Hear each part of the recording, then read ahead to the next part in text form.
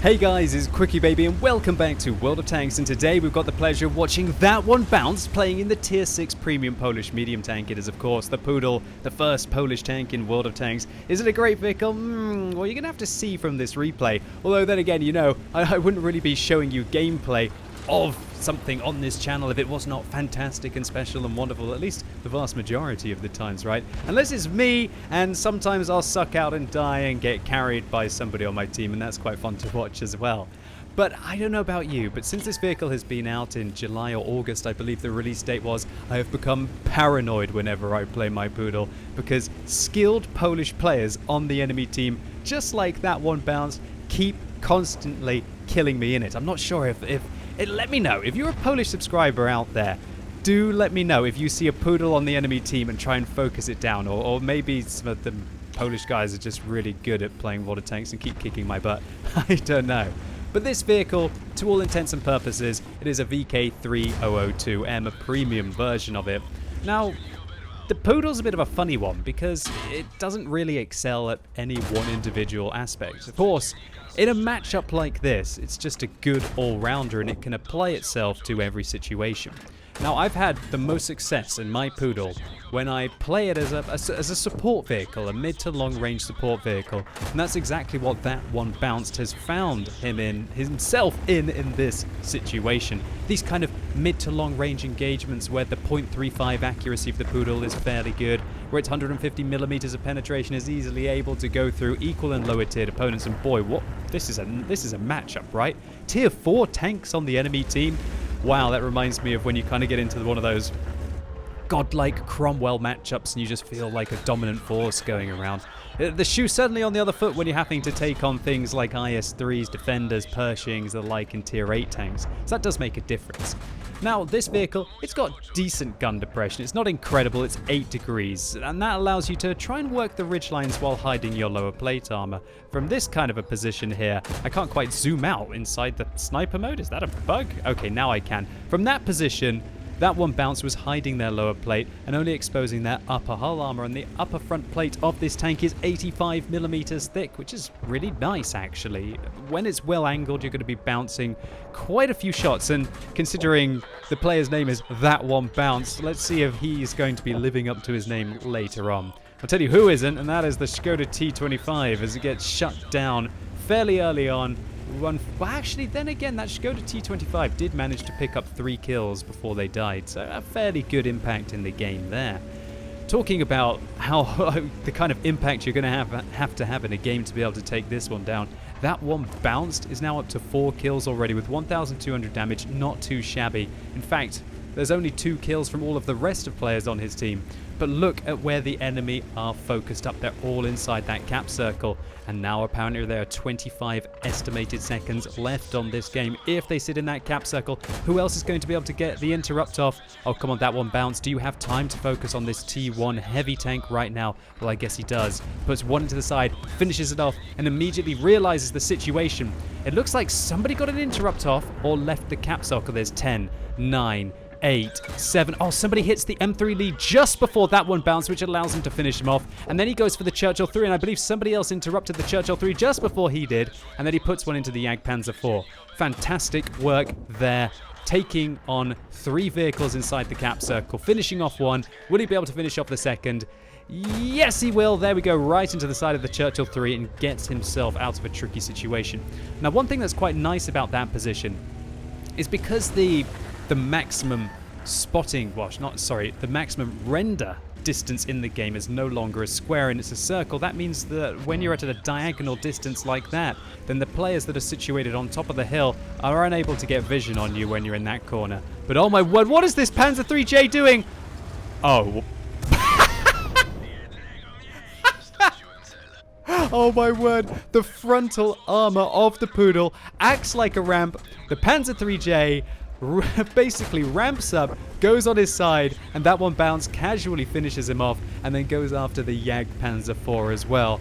Wow, 9 kills now, 2,500 damage dealt in the first 5 minutes of the game. What are we seeing? About 1 kill every 30 seconds here. Is that one bounce going to turn it into 10? This is a Pools medal on the tables here. First round just over the Electo, but 270 health. That's probably not going to take too many shots, right? No, the first one rolls high. Second one goes into the top of the tank. That Electo, fairly unfortunate that the 135 alpha damage of this German/Polish, well, it is a captured Panther, right? That was used by the Poles in, I believe, the Warsaw Uprising, yes, has 135 average damage. So to roll there for 154, that Electo has got to be feeling fairly unlucky. But kill secured, Pool's medal secured as well with 10 kills, but still 3 tanks left to handle this game. His team are egging him on right now, saying, Pudel, you are crazy, happy face, 10 kills, wow. That Panzer 3J is in amazement right now, absolutely flabbergasted at the performance that one bounce has put on. And one thing that still makes me happy whenever I see these lower tier gameplays is just how many players have still got 0k games and 1k games when there are seasoned veterans like that one bounced out there. Sure, it's not nice when the veterans play against the newer players, but it's always good to see that there are still new people starting out in World of Tanks. And I guess considering my channel is still growing even after all these years, and some people are obviously going to get bored and quit World of Tanks and new players coming in. Just have to see how this Christmas period is going to do for server population, as it's usually absolutely awesome with the amount of new players playing World of Tanks around about the Christmas period. So the situation that one bounced is in right now is fairly tricky. There are 2 very sneaky tank destroyers on the enemy team. One of them a T-67, in my opinion one of the best tanks tier for tier in the game, that turreted tier 5 American tank destroyer.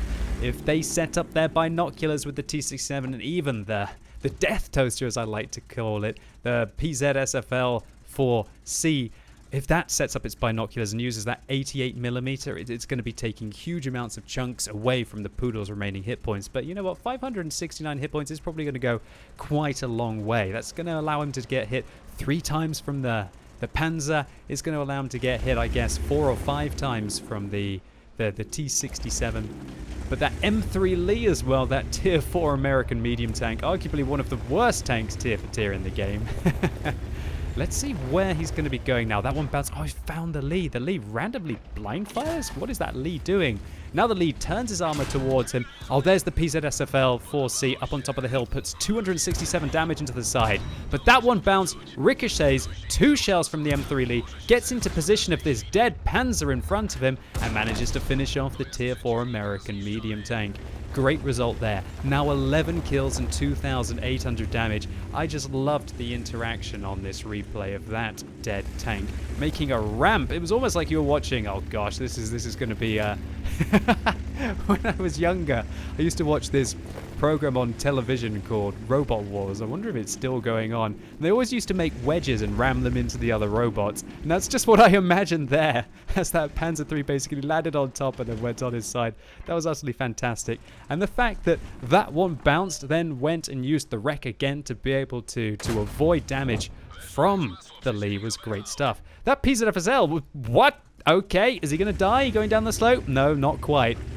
That one bounced, now loading armor. Well, actually, he's only fired armor piercing, or was he loading a little bit of high explosive there to go over after the PZSFL? He's got 30 premium rounds of ammunition, but hasn't needed to fire any of them. Clearly wanting to maximize as much credits as he can from this gameplay. But yeah, I just love that interaction, using that Panzer to avoid damage from the M3 Lee. You know what? Some of the best. Whoa! T-67 looks like it spots that one bounce. Do you think that one bounce is playing in a fresh crew? Did his sixth sense go off? Did he knock down a tree there? You know what? I haven't even noticed so far this replay whether his sixth sense has been going off. We'll have to see the next time he engages to see if he is using a fresh crew on this vehicle. But all in all, what do I think of the Pudel? Is it a great tank? Is it a mediocre tank? I don't think it's fantastic. I'd probably rather play a Panther M10 at tier 7 with preferential matchmaking and have the extra hit points, the extra rate of fire. But there's no doubt when you do get into a nice matchup like this that the armor kind of counts for something, and the gun with the 1928 DPM just feels significant. Now, is this tank a replacement for a Cromwell Berlin? Well, certainly not. The Cromwell Berlin is, in my opinion, still the superior vehicle at tier 6. That's not to say that you can't still have exceptional games in the Pudel, just like that one bounce is having now. And considering he's on 302 hit points, it's starting to get a lot more like that he is going to have to live up to his name in this replay. Does indeed have sixth sense. I'm confused now as to how that T-67 managed to put a round in. Was he spotted the whole time up on the hill? And the PZSFL puts in a round for 248, meaning that one bounced is now down to a one-shot. 3,000 damage in a tier 6 game. Pressure up on the cap circle, and we know that there are 2 tanks inside the cap circle. That means the T-67 is not on top of the hill. That should allow that one bounce to be able to put some pressure up on the tier 5 German tank destroyer. Puts one in, pops up over the ridge, finishes them off with the second shot, but the T-67 is still in. This is absolute neck and neck stuff right now. Now that one bounce is going to continue to shoot his way through the buildings to try and find where that sneaky T-67 is. Oh, it's getting tense right now, up to 12 kills. My nerves would be going right now. My hands would be shaking. Palms are sweaty. And I think that one bounce figured out that he was wasting premium rounds going through the buildings, and so has now switched to the high explosive rounds here to try and find where the T-67 is. Unable to do so though. What is that one bounce going to do now? Is he going to try and flank? No, he's going to go up and over the ridge into the breach one more time. Where's the T-67? How much health is he going to be on? T-67's not spotted, not spotted, not spotted, not spotted. There he is! Bounces the shell at the end of the game, puts in a round, shuts down the T-67. Slam dunk, 13 kills. What a monster carry. And I guess that one bounce did have to live up to their name. At the end of the game, ricocheting a shell, getting, I guess, a Spartan medal there for ricocheting with less than 10% of their remaining hit points.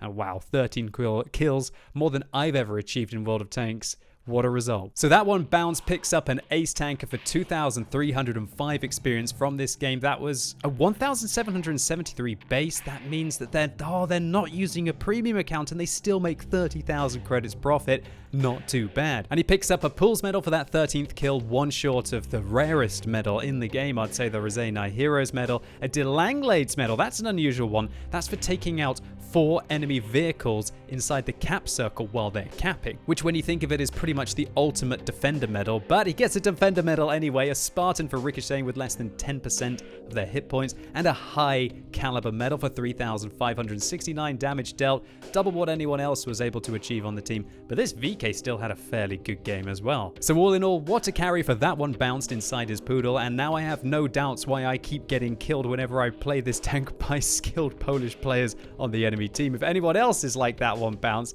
there's no wonder. And thank you so much for uploading the replay on what replays for the community to enjoy. I know I did, and hopefully all of you out there enjoyed this video. If you did, give it a thumbs up, I'd really appreciate it. And if you're watching this video as it's released on Sunday, it's time for another World of Tanks Tech Tree Showcase on twitch.tv/QuickyBaby. And as today is the first Sunday of the month, I'm going to be featuring the top of the tree tank, and that is the tier 10 French light tank, the AMX 13105. So come along right now where I'm going to be starting at tier 1 and working my way all the way up to tier 10, giving you miniature tank reviews all the way along the line. And so you can see if it's a tree that's worth grinding this month, or if you've already got the tanks, maybe pick up a few tips and tricks along the way. And I'm really looking forward to playing the 13105, seeing how it's just had that alpha damage buff up to 390. And so let's see if it kind of stacks up a little bit more compared to the Bat Chatillon. And so really looking forward to seeing as many of you as possible right now on twitch.tv/QuickyBaby. And as always, thank you so much for watching. If you're going out to see fireworks tonight in the UK,